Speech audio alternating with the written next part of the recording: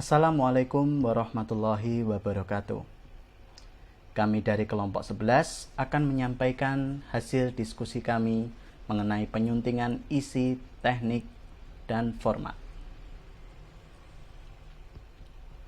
Adapun anggota dari kelompok 11 yaitu 1. Evan Falyakun Ansarullah,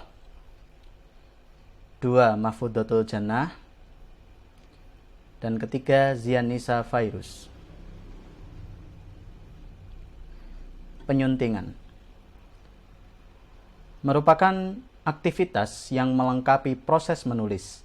Penyuntingan dapat dilakukan dengan memperhatikan berbagai hal, baik struktur kalimat, diksi, maupun ejaan.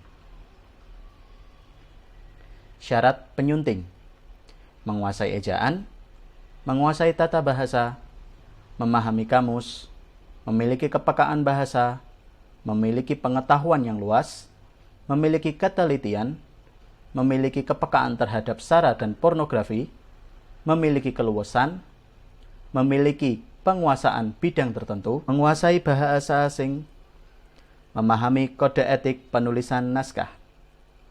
Tahap penyuntingan: ada pra-penyuntingan, penyuntingan, dan pasca penyuntingan. Pra-penyuntingan meliputi pemeriksaan kelengkapan naskah, pemeriksaan sistematika penulisan, informasi tentang penulis, dan membaca keseluruhan naskah. Setelah diketahui apa yang perlu disunting, maka dilakukanlah penyuntingan. Setelah itu, ada pasca penyuntingan yang meliputi bahasa karya ilmiah, yaitu yang pertama, bahasa yang digunakan oleh penulis. Bahasa yang digunakan oleh penulis adalah ragam bahasa tertulis yang tidak terikat oleh ruang dan waktu. Maksudnya adalah aktual sepanjang masa. Dan yang kedua, bahasa yang digunakan harus menyiratkan jati diri penulis, antara lain seperti cendekia, terdidik, intelektual, atau berpendidikan, dengan memperlihatkan ciri bahasa ilmiahnya, yaitu sistematis, logis, jelas, lugas, dan komunikatif. Selanjutnya akan diteruskan oleh teman saya. Selanjutnya, saya akan menjelaskan tentang hal-hal yang perlu diperhatikan dalam penyuntingan, baik penyuntingan isi, penyuntingan teknis, dan penyuntingan format. Hal-hal yang perlu diperhatikan dalam penyuntingan ini bertujuan agar suatu karya ilmiah dapat menjadi lebih baik dan sempurna dari sebelumnya, serta kesalahan-kesalahan penulis dapat terminimalisir. Untuk penyuntingan isi, yakni penulis memeriksa kembali bagian isi karya ilmiah, seperti kesesuaian judul dengan isi karya ilmiah, keterpaduan kalimat satu dengan kalimat yang lain pada paragraf isi, dan lain sebagainya. Sedangkan penyuntingan teknis, yakni penulis memeriksa kembali aspek-aspek teknis pada karya ilmiah, seperti format, bahasa yang digunakan, dan tata tulis, seperti ejaan, tanda baca, kata baku atau tidak baku, dan lain sebagainya. Sedangkan penyuntingan format, yakni penulis memeriksa kembali aspek-aspek format pada karya ilmiah, seperti sistematika, judul, identitas penulis, abstrak, kata kunci, subbab pada karya tulis, dan daftar rujukan. Selanjutnya, pada penyuntingan isi terdapat 7 hal yang harus diperhatikan, yakni yang pertama, kesesuaian judul dengan isi karya ilmiah. Yang kedua, yakni kejelasan pemaparan rumusan masalah atau fokus penelitian. Yang ketiga, yakni kelengkapan pembahasan masalah sesuai pemaparan pendahuluan. Yang keempat, yakni kesesuaian teori yang digunakan dalam bahasa.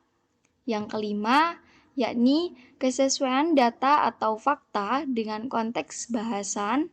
Yang keenam, yakni kepaduan kalimat-kalimat yang membangun paragraf. Dan yang ketujuh, yakni kohesi dan koherensi. Disebut kohesi jika antara bentuk kalimat satu dengan bentuk kalimat yang lain dalam paragraf dapat membentuk sebuah hubungan dan saling berkaitan.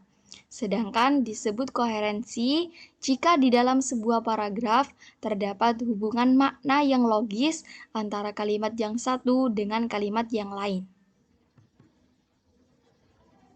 Selanjutnya, pada penyuntingan teknik terdapat 5 hal yang harus diperhatikan. Yang pertama, ketepatan penggunaan huruf kapital. Yang kedua, yakni ketepatan penggunaan ejaan. Yang ketiga, yakni ketepatan penggunaan tanda baca. Yang keempat, yakni ketepatan penulisan kata asing atau serapan. Dan yang kelima, yakni ketepatan penggunaan tanda baku atau tidak baku. Kemudian penyuntingan format. Adapun hal-hal yang harus diperhatikan diantaranya ialah mengenai kelengkapan bagian pendahuluan, isi, dan penutup. Kemudian keruntutan penyajian subbagian dalam makalah atau artikel, lalu ketepatan pemilihan sistematika makalah ataupun artikel. Dalam kaidah diksi, penyunting perlu memperhatikan pemakaian kata tertentu yang lebih tepat dibandingkan kata lain yang bermakna hampir sama. Setelah memperhatikan pemilihan dan bentukan kata, penyunting juga perlu memperhatikan satuan yang lebih luas yakni kalimat. Kalimat yang dipilih kadang tidak efektif dan terkesan berputar-putar pada pembahasan yang berulang.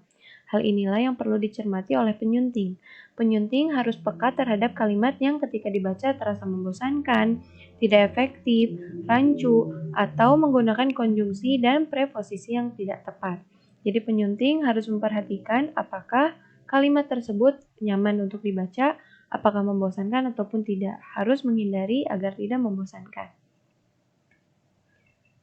Thank you. Sekian yang dapat kami sampaikan. Terima kasih banyak. Semoga ilmu yang kalian dengarkan dan kalian simak dapat bermanfaat untuk kita semua. Terima kasih. See you. Wassalamualaikum warahmatullahi wabarakatuh.